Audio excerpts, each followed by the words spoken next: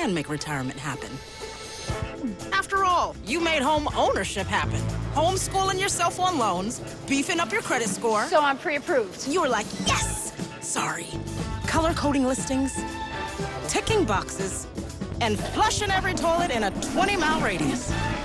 Home sweet home.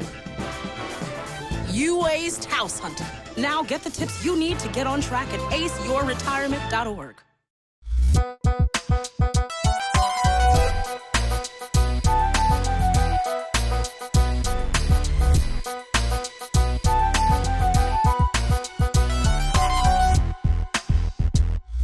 My name is Grant Dinner, and I'm the board chair of the Cleveland Police Foundation, who is one of many partners who I'd like to thank in addition to that helped develop the Law Explorers Pipeline Project, which obviously everybody in this room is very familiar with, intimately familiar with, and I hope to have a great experience. If you had a great experience, then come tell me about it. I'd love to hear it. If you had a terrible experience, I'll give you Angela's cell phone number, and you can call her, and she'll give you some information on how to solve that. First, I'd like to welcome a couple of our public officials, and I have to peek at a list because they're coming in left and right. Obviously, first, the mayor. Thank you, Mayor Jackson, for being here today. I know that the city partnered with us on this program and has invested totally in the youth. And I know youth and jobs and everything is extremely important to you personally. And we want to thank you for your collaboration and coordination with this event, and I hope we make the city proud and you proud with the work that we're doing. Also, I saw Councilman Reed and Councilman Pruitt and Judge Slavinsky, and a representative from Marcia Fudge's office was here, and same with Michael Ryan, a representative from his office. So again, I want to take a minute to say thank you for taking the time out of your public days and your public work to support our initiative. We had a lot of partners in this work. I'm not going to bore you with the details because you definitely want to hear the mayor speak. And I just wanted to thank them for their participation and support and collaboration, because we're all investing in the youth, and without their support and collaboration, this would not happen. We learned a lot this summer, most importantly that when you do partner together, the opportunities are endless when you invest in youth, that you can put the egos aside and start to leverage programming. So that's one thing that we should be very, very proud of. And I hope in 5 and in 10 years from now, you can look back at today and be like, oh, remember the first graduating class? They were only, pick the number. And this could grow and should grow exponentially, and that's our goal. I have to read one quick thing because I'll screw it up if I don't, because on your table, you have some paper. You should have a sticky note, and what we're calling these are called exit slips. And what these exit slips are challenging you to do is think big. We have some boards at the back of the room there where we're going to ask you to post your response to the following 2 questions. So when you hear the mayor speak and you hear a little bit about our program, I want you to keep 2 things in mind. First is, what should our community look like? What should it feel like? And also, what should it be like for our children today and children for our future? Secondly, what actions must we take to ensure that our children do thrive in that environment? Take a second, think about it. Most events you come to, they ask you to pull out a pen and a checkbook. Here we're asking you to pull out a pen and a brain. Keep those ideas up there, and I'll guarantee you that me and my staff will read through them, we will organize them, collaborate, and get back to you with a summary of those documents. So without further ado, I'm going to ask the chief to come up. Chief Deskins, who works obviously at City Hall and a great friend and a great partner and a great mentor of mine in this work.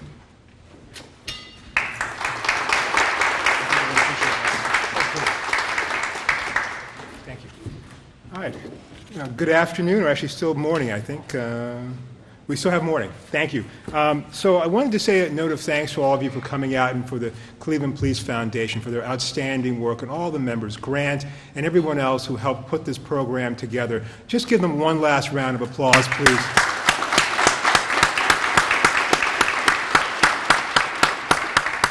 I would like to introduce my boss, Mayor Frank G. Jackson. Let me just say a few things about Mr. Jackson and Mayor Jackson, as many of you know him.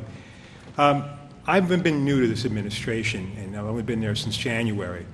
But I was in this county government office, and I was in the U.S. Attorney's office down the street here.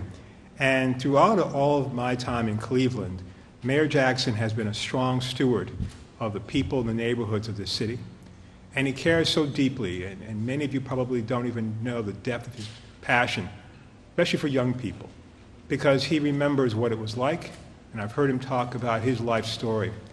And he's often just asked and challenges us all, is that he by himself cannot do it all. And he asks for each and every one of us one simple question: what is it that you can do to help our young people thrive and achieve the greatness that this city has to offer, and to leave a lasting legacy in this community, and I will dare say in the nation? We are thrilled to have Mayor Jackson here. His schedule is like nothing you've ever seen. But he's here because he's committed to young people, he's committed to law enforcement, the safety of our neighborhoods, and to provide people opportunity. Because we are hardwired for opportunity, as more so than anything else. It is part of what makes this country great and makes this city great. Ladies and gentlemen, let me introduce the Mayor of the City of Cleveland, Mayor Frank G. Jackson.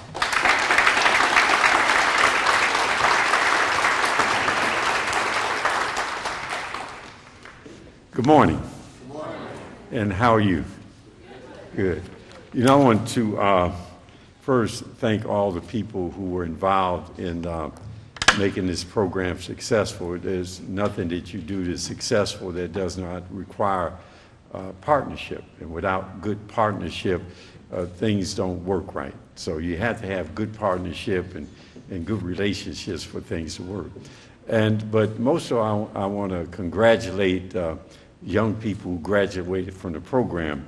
It is a public safety career pipeline summer program. And I hope as you went through the program, you have a better understanding and a better perspective on what it means to serve, what it means to be a public servant, particularly in the public safety field. You know, public service is an honorable profession, but everyone can't do it. Everyone can't do it. But those who do it and do it well have the greatest opportunity to impact the lives of individuals, families, and community. So I want to thank you for your willingness to be part of the program. Thank you for your persistence in it, and really hope that you learned a lot, and congratulate you for your completions. Thank you very much.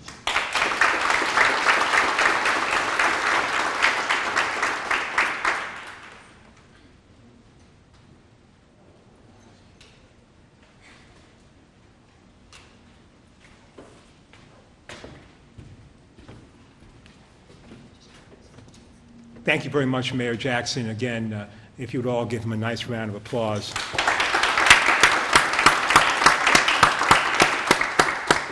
At this time, I'd like to introduce another great partner, another warrior for the cause of just humanity, effective policing, community engagement.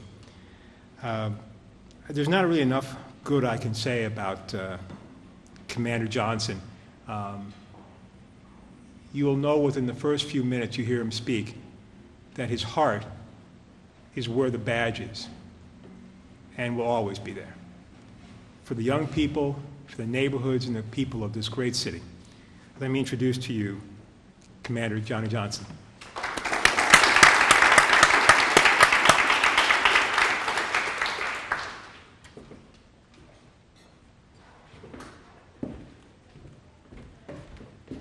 All right. Wow, it's hard to follow that intro, but I'll try. I just wanted to say a few things about this program and what it kind of meant to me, what I saw while helping Angela and everyone else plan for it, and actually help our young folks see the different aspects of law enforcement. This isn't just a good program or just another good opportunity for kids to have an exposure to law enforcement. This program is special, and the reason why, what makes it so special is because of the kids that are part of it. I first came in contact with a lot of the kids at the Martin Luther King High School during their youth police academy. And just throughout the years dealing with the Explorers program, because most of them are Explorers. But when I say this is a really good group of kids, I mean it's a really good group of kids. And it makes it even more special, this program, because they're the inaugural class. They're the first class that went through this pipeline. And they truly inspired me to, and I'm quite certain Angela, because we had quite a few long conversations on the phone trying to put this thing through. And you know what, let me pause, right, and just say, give another special thanks to Angela Bennett, because, wow. Yeah.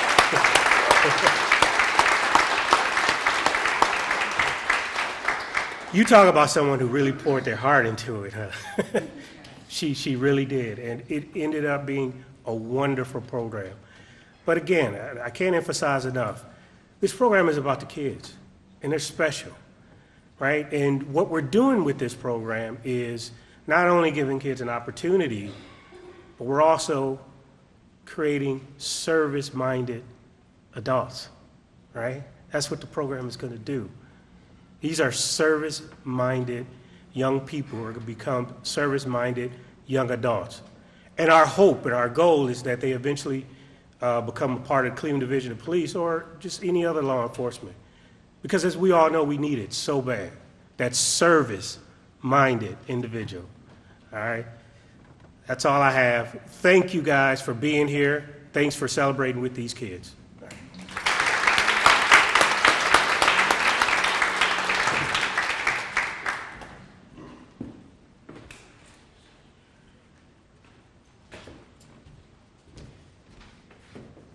Again, thank you, Commander Johnson, for your heartfelt words. It's not in the program, but I thought it would take a moment, since seeing all of you here and all the young people. As you know, hundreds of miles away in Houston, there are lots of other young people whose lives are not as good as yours today. And I just think we should just take a second to reflect on how we are blessed today and to pray for each and every one of them just for a moment, just to bow your heads.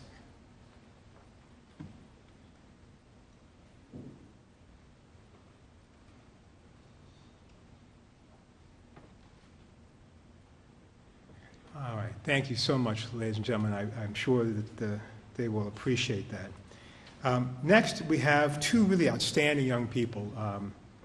Terrence James, are you here? There you are. And Taylor Alexander. Are you here?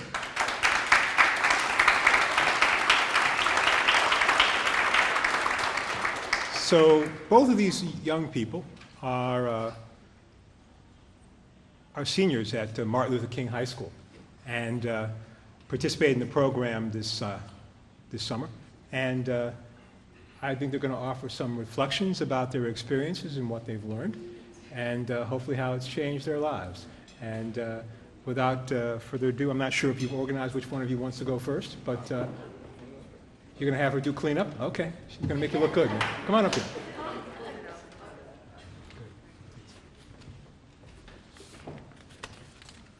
Hi, how are you doing today?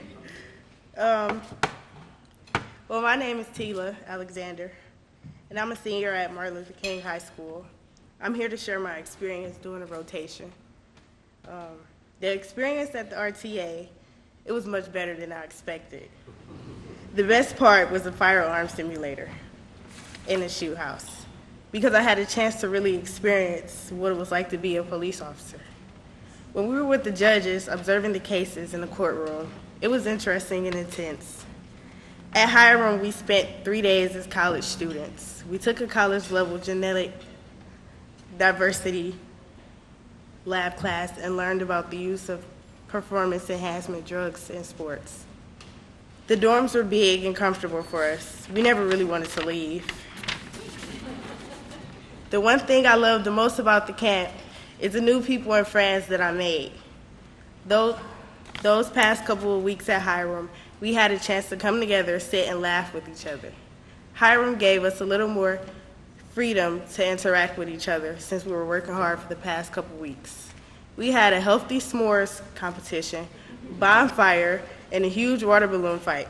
We were all sad to go back home, Overall, I had a great time at the camp, and I hope to be back next summer. Thank you.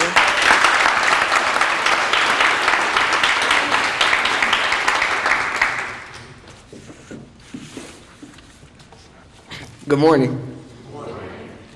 Hi, my name is Tyrus James, and I'm a senior at Martin Luther King High School also.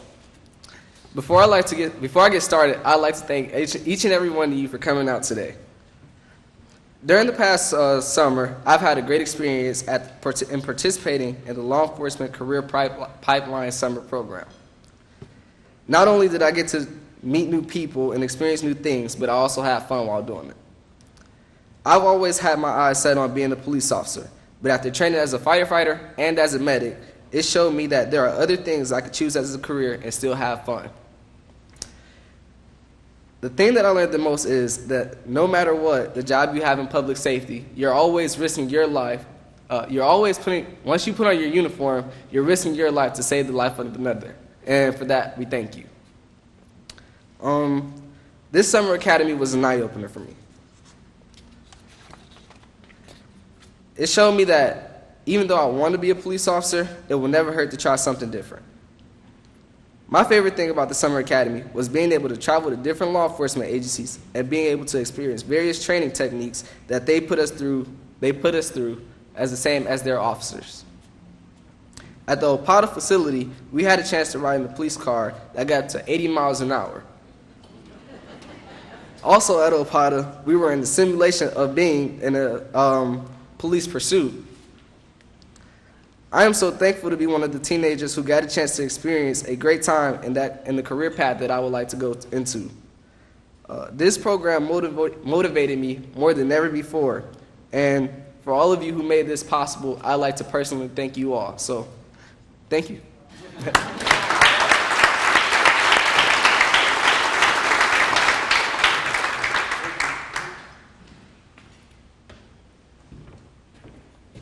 Let's give a big hand again for Terrence and Taylor. Great job.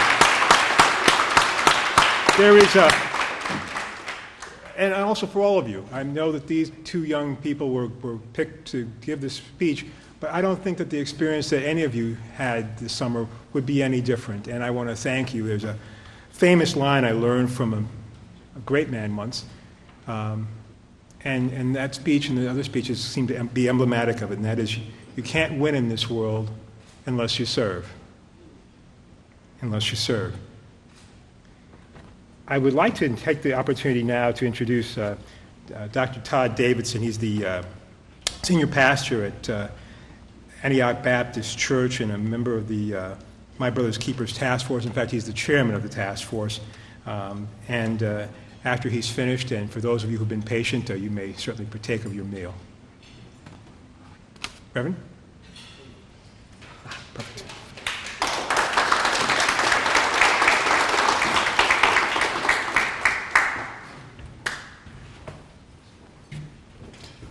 Good morning. You actually, I was asked because some folks wanted blessing on the food before you eat it, and so since I'm the preacher in the room, I guess I will take care of that so you can eat while I talk. All right. If you would just bow with me for just a word of grace. Eternal Creator, we thank you for these precious moments that you've given to each of us. We thank you for the occasion for which we have been brought together. We ask now your blessings upon the food and the drinks that have been prepared for the nourishment of our bodies. We pray that they would nourish us physically, that we might continue to serve in this world. It is in that name that is above every name that we pray. Amen. Amen. You can eat while I talk. I won't be offended at all. But I'd like to first simply say to the distinguished leaders of the Cleveland Police Foundation, to the students who have successfully completed the Law Enforcement Career Pipeline Summer Program, to the families, friends, and guests, I greet you. To my friend, Angela Bennett, I want to thank you for extending this invitation and opportunity for me to be with you. I cannot begin to tell you how honored and humbled I am by this opportunity to share a few words this morning that will hopefully inspire you as you continue to translate the skills and the outcomes of this program into a unified and powerful force for good in Northeast Ohio. So I'd like to talk to you very briefly from the subject, the majesty of us. The majesty of us. There was once a farmer who grew award-winning corn. Every year he entered his corn into a state fair where it won first prize. One year, a newspaper reporter interviewed him and learned the farmer's strategy for growing his winning corn. What was it? It was simply this: the farmer shared his seed corn with his neighbors. How can you afford to share your best corn with your neighbors when they're entering the same corn competition that yours is in every year? The reporter asked him. He said, "Why, don't you know the wind picks up the pollen from the ripening corn in my yard and swirls it all over the neighborhood? If my neighbors grow inferior corn, then their bad seeds will steadily degrade the quality of the corn in my own yard. If I'm able to grow good corn, I've got to help my neighbors to grow good corn as well. I cannot grow award-winning corn by trying to destroy their crop, because then I destroy myself." Dr. King suggested that we are tied together in a single garment of destiny, caught in an inescapable network of mutuality. So since we are tied together, since we're bound by human similarities, since what affects you directly affects all of us indirectly, then two questions emerge that we must address. What will you do for people? Moreover, what are you doing with people? There is majesty in us. The farmer narrative teaches us that if we're truly to stand tall above the fog in our public duty and our private thinking, if we're to rise above the fixtures that try to divide us, if we're to make full our potential to operate in our lives, if we are to face the challenges of this new age that these young people are facing, if we're to be drum majors for change, then we must commit to lifting each other, to pushing each other to be the best that we can be, because there is majesty in us. That there's much profundity and power in that word us. It is an acknowledgement that our young people, our schools, our communities' wholeness and well-being are directly connected to each other. So in order for you to achieve your potential, and in order for me to achieve my potential, in order to rise to the heights of achievement, I must take personal responsibility for helping you to be the best you can be, because this is a shared endeavor. We are codependent on each other for every aspect of a child's education and life. There is no person employed working with young people, no person who attended a school, no person in the neighborhood who is not vital to the upbringing and elevation of one child. And so we must encourage each other, mentor each other, and invite each other to become engaged in new and creative ideas, because there is majesty in us. When young people arrive cloaked by low expectations, inconsistency, and instability, they need us collectively to create an environment where their skills can be strengthened, their greatness can be born, their hopes can be energized. The simple reality is that I am never as strong as us, because I am weak by myself. I am unable to make it work all alone. We cannot become so wrapped up in our individual accomplishments and successes that we miss the power of our unity. Let me tell you about a homeboy that I knew, Tupac Shakur, the great progenitor of modern day slam poetry and music. He said that one day in the heart of the hood in East Oakland, he walked up and saw something that defied the perceived laws of nature. He saw a rose growing up through a concrete slab. It was not growing in some garden oasis that was manicured and taken care of by some horticultural scholar or agricultural specialist, but it was growing in the concrete. The rose was blossoming out of the sidewalk. It was growing where it should not have been. This was an impossible situation. The rose was growing in an impossible situation, but the rose stood there declaring that I'm going to blossom anyway, because what's inside of me is greater than the concrete slab that's above me and all around me. The rose, I believe, had a Chuck Brown moment and just said, I feel like busting loose.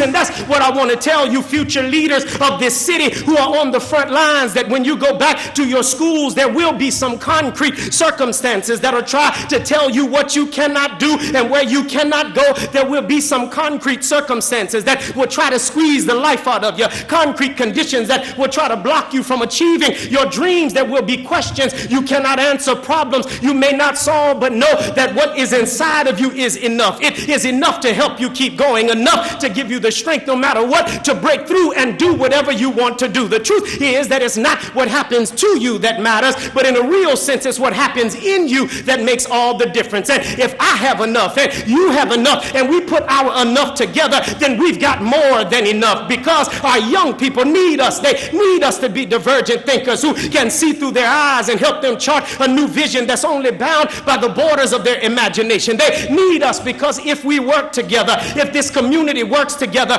we can help turn urban centers and neighborhoods that have been looked over, we can turn them into oases of ingenuity and cradles of creativity. Young people will be free to have strong education for their minds, food for their bellies, and compassion in their hearts. Our neighborhoods will be free to be innovative and constructive, to grow and to shine. There's just something stately and regal about us working together. But I would add that there's something that keeps us from working together, and I would call that thing a wall. A wall is an interesting and funny phenomenon. The wall is a defense mechanism. It's designed to block out and to shut out. I know at times you can feel isolated when dealing with your unique challenges. I know you have a life and workload that seems impossible. Sometimes you find people fighting against you who should be helping you. Sometimes it feels like more people are pulling from you than pulling for you. So trust can be a challenge. And when this happens, we build up walls of dismal doubt, denial, dumb disbelief, discouraging dismay, and dark despair, walls of low expectations, walls that keep us from having hope. The wall prevents us from seeing each other. It prevents old school from seeing new school. And we've got to tear down the walls between the doo-wop generation and the hip-hop generation. In the music industry, folk like to sample music from the past to support their present compilation. So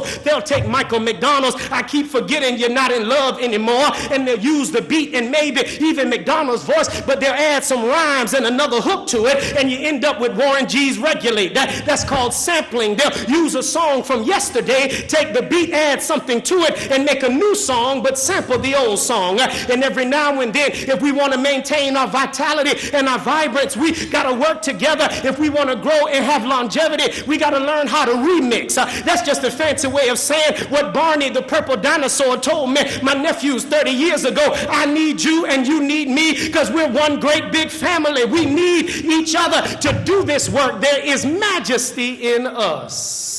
In order for us to build this strength capacity, in order for us, I'm almost done, not only must we know where we've erected raw walls and begin tearing them down, but each of us must be teachable and we must be touchable. We've got to be teachable in the sense that we understand that there are areas in our lives in which growth and development are needed. There are areas in our lives where you can enhance your knowledge, and the only way we can do that is if we're teachable enough to enjoy relationship with each other. Learn from your peers, learn from your students, learn from your successes, learn from your struggles, because once you become unteachable, once you think you know everything, you isolate yourself from community and diminish our capacity to work together. And then you got to be touchable in this sense. Future law enforcement officers, that you don't ever lose the capacity to feel the infirmities of other people. Touchable in that you seek to serve rather than to be served. If we're to experience the majesty of us, then we've got to be teachable and touchable. And if we're teachable and touchable, we will be transformational. You got the ability to set precedents for high performance that can transform this culture. And when we work together as transformational leaders, there's nothing we cannot accomplish. But the truth is that if we're not transformational, if you do not work together, then our schools will be dilapidated, our streets will be debilitated, our communities will be decimated, right will lose and wrong will win, poverty will loiter, hope stillborn will remain unborn, law and order will prevail over liberty and life. If we do not work together, then Handel never writes Messiah, Beethoven never writes a Ninth Symphony, Milton never writes Paradise Lost, Thomas, John, Benjamin, Robert, and Roger will never declare independence, Harriet will never leave the Underground Railroad, Rosa will never refuse to move, Martin won't march on Washington, Thurgood won't sit on the court, Barack won't be elected, the hidden gems will never be found, and the hopeless will never find hope. But they all did it because some educator, some law enforcement officer, some person in a position to influence their mind to help them develop and grow, believed in them and said, there is power in your life.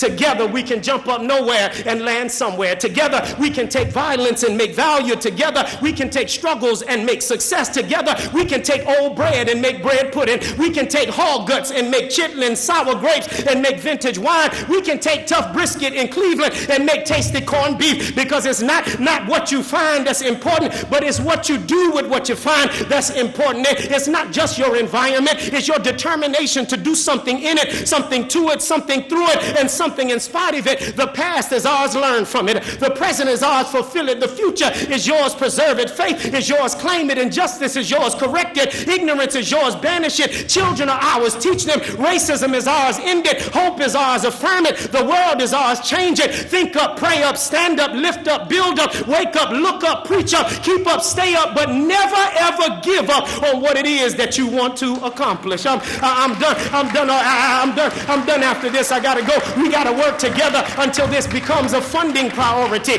We gotta work together until everybody has equal access to opportunity. Together until we aggressively pursue the common good. There is majesty in us. Together, dropout rates will decrease. Together, test scores will increase. Together, we can liberate the people, educate our children, fortify our public, rectify the wrongs, purify the community, sanctify the family, satisfy the need, and qualify our children. There is majesty in us. Y'all not feeling that yet. So since you don't believe me, then I bought a buddy named the Buzzard to help me out. I found something interesting out about buzzards. They said that they understand the benefits of the secret weapon of working together. It's reported that these robust, medium-sized, funny-looking birds have a habit of jumping up and down in open fields, and they make noise that sounds like rain. Now, the noise is important because it lures the worms to the surface so they can eat them. They make this noise together. They recognize that one bird jumping up and down in the field doesn't sound like rain, but when they work together, it makes the worms come up to the field, come up to the surface. The article went on to say, and it made me want to jump up and down, that it's not unusual for groups of buzzards to perform this dance at the same location. Up to 40 or 50 birds have been seen in a single field jumping up and down and dancing together. The worms only come to the surface if the birds coordinate their dance and they do it together. There has to be synchronicity in order to get the worms to come up to the surface. The buzzards have to be with one accord to get the job done. And so the buzzards understand that they got more options when they dance together. They understand that their secret weapon is when they dance together. They transform their circumstance. When they dance together, it's when they dance with unity. Somebody look at your seatmate and say, let's dance. Because together, hope unborn can live. Together, we can promote achievement. Together, we can train others to lead. Together, we can change outdated stereotypes. Together, we can close down jail cells. Together, we shall not be defeated. Together, we are force that cannot be stopped. Together, don't you worry about the doubters. Let's do it together. Don't get weary in well-doing. Together, our children have a chance. Together, our dialogue will be saturated with encouragement. Together, we will break down dysfunction. Together, we'll be able to tell this next generation of young people that if there's a life, you can live it. There's a problem, you can solve it. There's a school, you can lead it. There's an addiction, you can break it. There's a mountain, you can move it. There's a book, you can write it. There's a class, you can teach it. There's a song, you can sing it. If there's a business, you can build it. There's a test, you can pass it. There's a game, you can win it. There's a hell, you can miss it. There's a heaven, you can reach it. Together, we will one day be able to hasten the day when we stop singing, we shall overcome, and we get a new song that says, we have overcome, we have overcome, and we have overcome today, because deep in my heart, I do believe that there is majesty in us.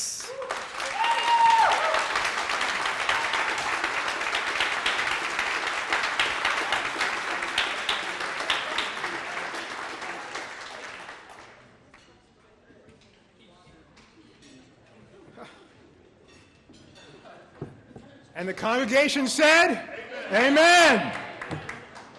Wow. Thank you so much. And let's give again another round of applause, Reverend Davidson.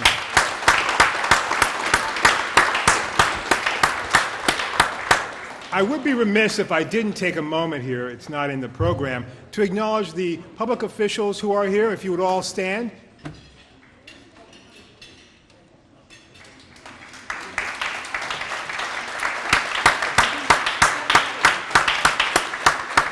And I'd like to ask our law enforcement partners if you would stand also so we can give them a round of applause. guardians of our community.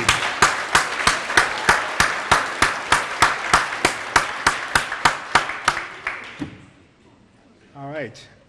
I'm going to introduce our next speaker, Nicole Williams. She is also a senior at the Northeast Ohio Preparatory High School, and she's going to give us some acknowledgments about her experience and those of others. Nicole, if you would.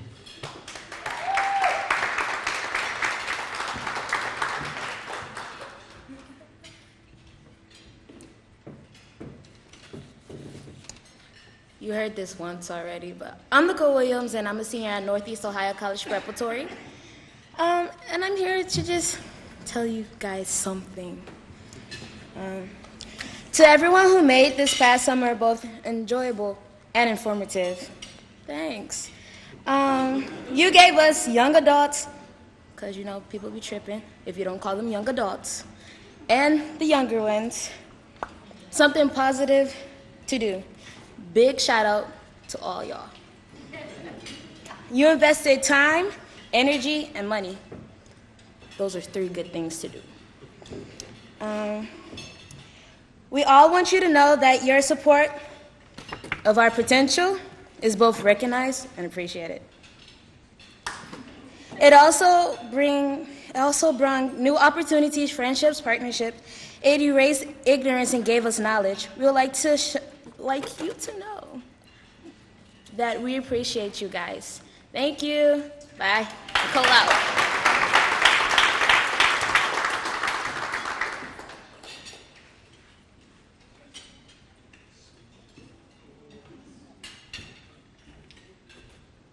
All right. Thank you so much, Gina. That was outstanding. I hope all of you are enjoying your meal, and I want to thank the Cavaliers group for helping us host this great event here. If you give them a round of applause.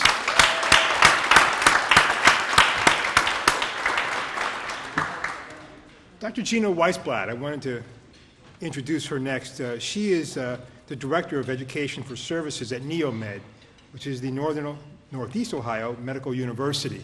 And she is going to give us some of her reflections as well. Doctor.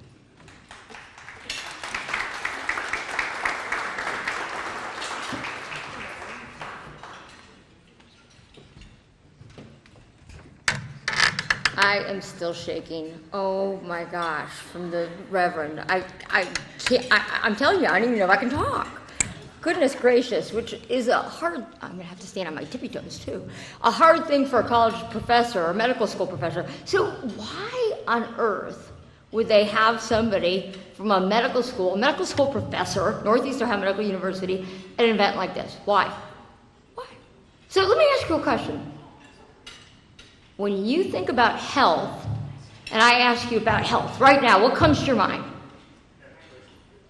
Anyone get a white coat? Anyone get a hospital? Anybody get a doctor's office? Okay, y'all aren't telling me the truth. I just know. Okay, so let me get you straight on this. Okay, the reason that Northeast Ohio Medical University is involved in these programs, and the reason our medical students, our health professionals that we bring together, our partners at Cleveland State, at Hiram, at Youngstown State University, at Baldwin Wallace have come to do this is because this is about health at the end of the day. You cannot have life success without health. And when we think about health, we spend a lot of time thinking about the white coats. We think about, oh, gotta get to the doctor, got a problem, got something going on, or I can't get to the doctor, got something going on. Let me tell you a little secret. It's not about that. 60% of your health is dependent on the social determinants of health. So when we talk about health, it's about transportation. It's about Miss Johnny on the porch smiling at you and waving and saying hi. It's about the clerk at the store making you feel part of the community and saying, baby, have a good day. It's about that teacher that helps you through something. That is what health is about. It's about the law enforcement professionals here who spend every day, whether they're in uniform or out of uniform, caring about us and thinking of ways to make our community better. 60% of your health is dependent on that. And I can tell you at the medical school, we recognize that. It's more. 10% of your health, by the way, is dependent on your health provider. 30% of your health is dependent on your genetics. And our genetics, we know, are controlled. If I eat Twinkies every day, a big old box of them, what's going to happen to me? I'm going to start getting big, right? Okay? I can control some of my genetics. I can make good choices around them.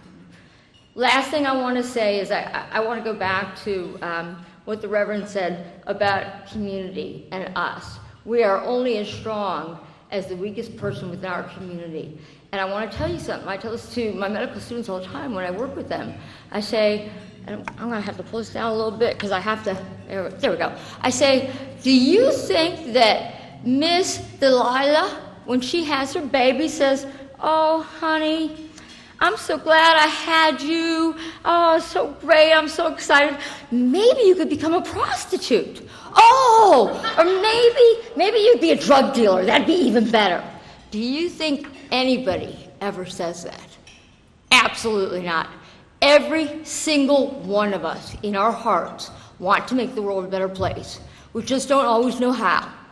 So use the people around you. Think about the person who waves to you. Think about the person who smiles at you. That's about your health. The social determinants of health. Thank you very much.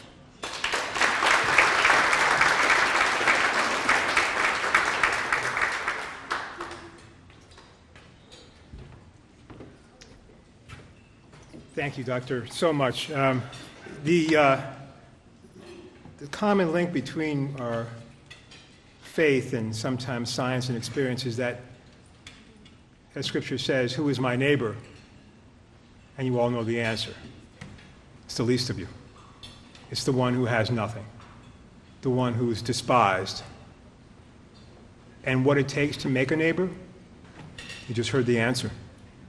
A kind word, a heart. Sometimes we care when we'll see a pet walk by, we'll pick it up, we'll show it all the love and affection in the world. And we'll see a young boy or girl walk by, and they're barely noticed. Somehow, somewhere, we need to try to equalize that. And I think the doctor was right. We'll see a better world. I think Reverend Davidson was right, and we'll see a better world. I think the mayor was right, and we'll see a better world. I'd like to take a moment before I introduce Angela Bennett. Especially for all the young ladies out there, there are often times where you wonder, is what I do matter? And for Angela, I'm safe to say that we wouldn't all be sitting here without Angela. That what it takes to succeed is determination and grit, the things that I hope all of you learned over the summer. But I also wanted to show you what it looks like when you work really hard.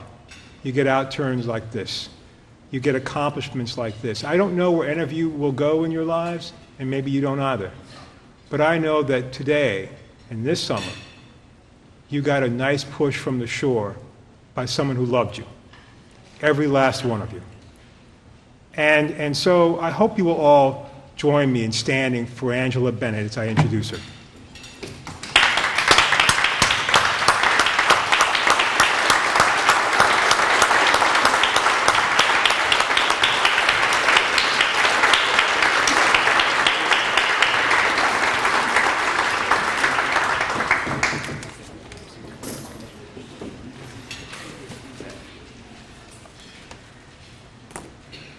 Good afternoon. I think I'm like Jenna with the height deficiencies. I would just really like to extend such a heartfelt thank you and appreciation to everyone coming out to celebrate our kids and their accomplishments, and our partners for coming together and taking a chance on a new program. As you can see, the kids are absolutely amazing, right?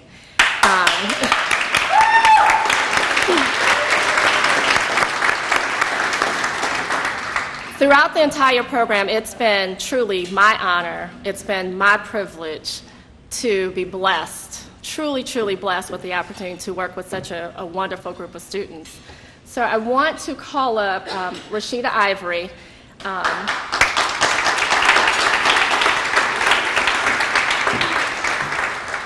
So Rashida is a senior at MLK High School, and she's one of the leaders. Leadership emerges, right? So she's one of the leaders of the programs, and she said, hey, Miss Bennett, we would like to have a graduation ceremony. And then her and the students came together and planned this event. So a round of applause to them.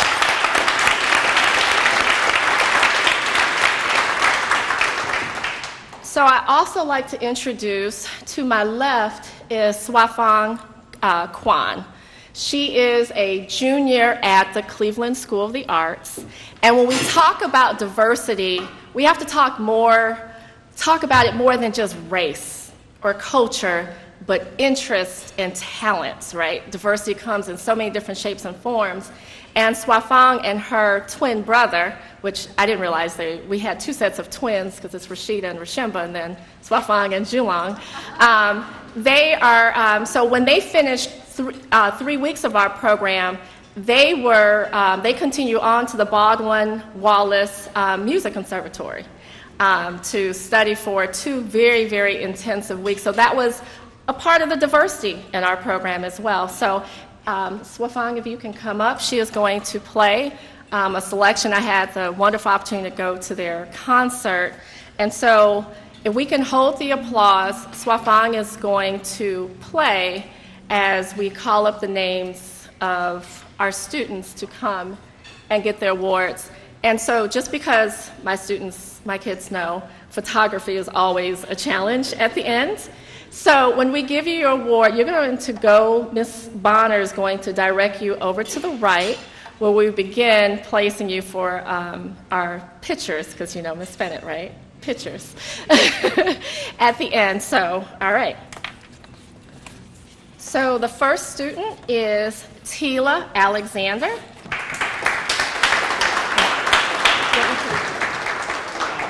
Okay. You can come down to the bottom. That's okay. Instructions. I'm used to this with my kids. All right. The second student, so we also came up with different awards. So you'll hear different awards. The second student is Charlton Bronner.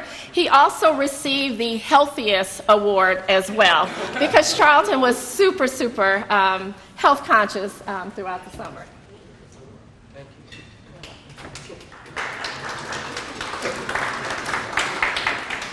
So I'm used to improvising. We'll have Swafong play when it's our Community Partners Awards.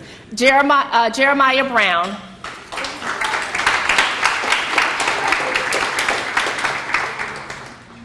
Christopher Burkhalter.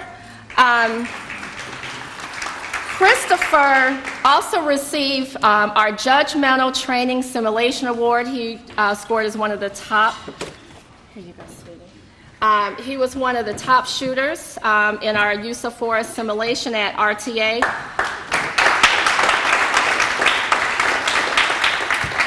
He also receives a special commendation award, sweetie, because although, so I don't know if all of you know this, but our program, our students were able to be paid through Youth Opportunities Unlimited. Okay? So that was, we didn't want our kids choosing between a meaningful training program and a job. And so we married the two together, but there were a group of kids who were not eligible to be paid through YOU, and they still participated in our program, and they had a 100% attendance rate.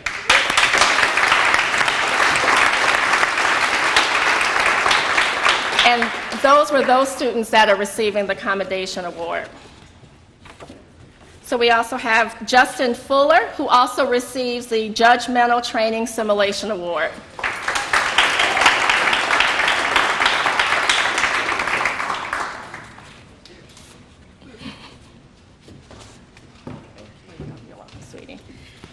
And so they know I'm about girl power.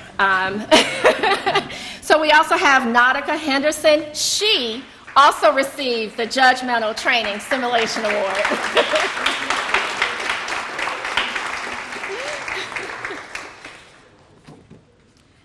And then we have our Rashida Ivory. She also receives the Leadership Award.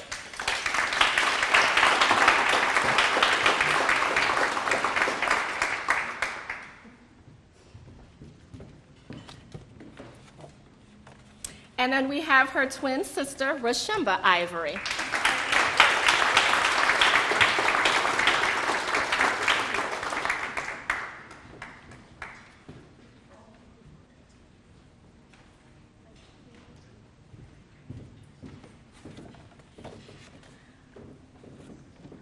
Elijah Jackson.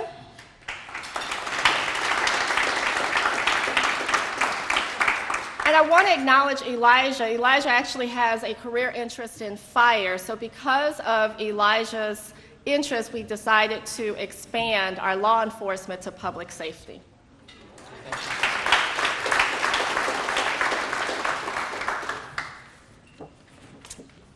Okay, so we have Mr. Tyrence James, who also receives our Leadership Award and the Judgmental Training Simulation Award. And who also shared that he's ready to show his skills to our guests.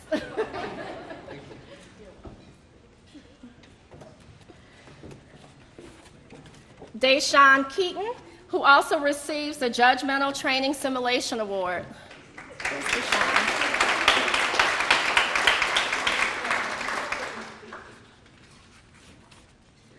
Junlong Kwan and Junlong.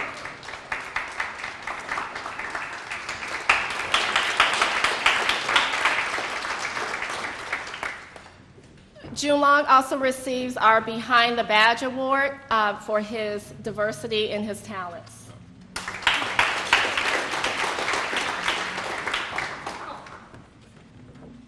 And then Swafong Kwan, who also receives the Behind the Badge Award, but I'm going to hold it because I know she has to perform shortly. Lizbeth Lopez.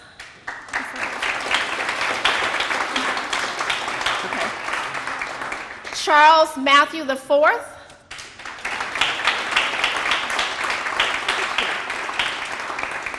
Zaharia Polk, who also receives our Special Commendation Award.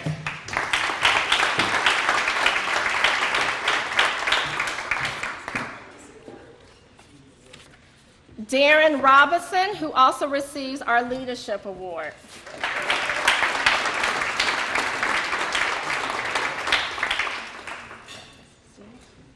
We're almost done. Trinity Sutton.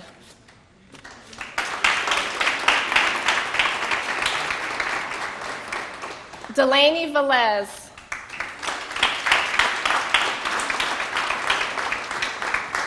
Cashlia Watson, who also receives our Special Commendation Award.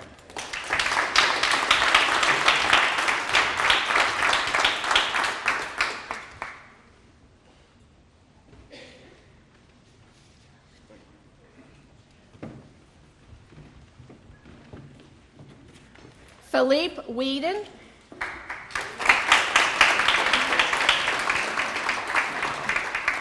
Nicole Williams, who also receives a Special Commendation Award. And finally, Shalia Williams.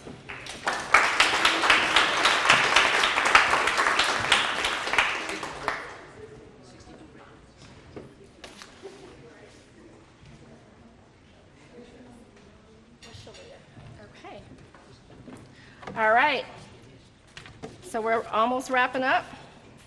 And I would like to acknowledge our partners who are here that made this possible. Mayor Frank Jackson, thank you very much. If you could come up.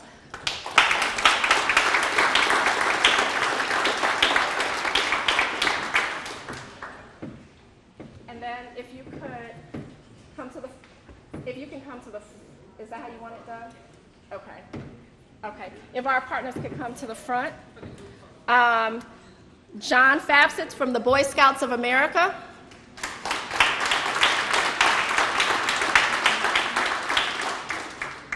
Commander Johnson from the Cleveland Division of Police. Dennis Harris from the CMSD Police Department.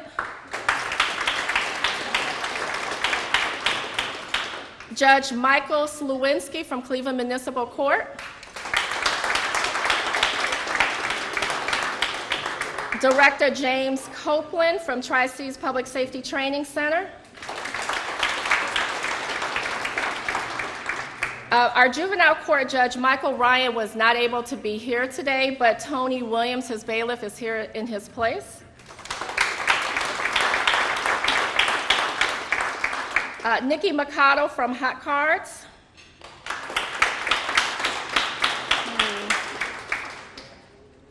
The board member from Imagine Youth.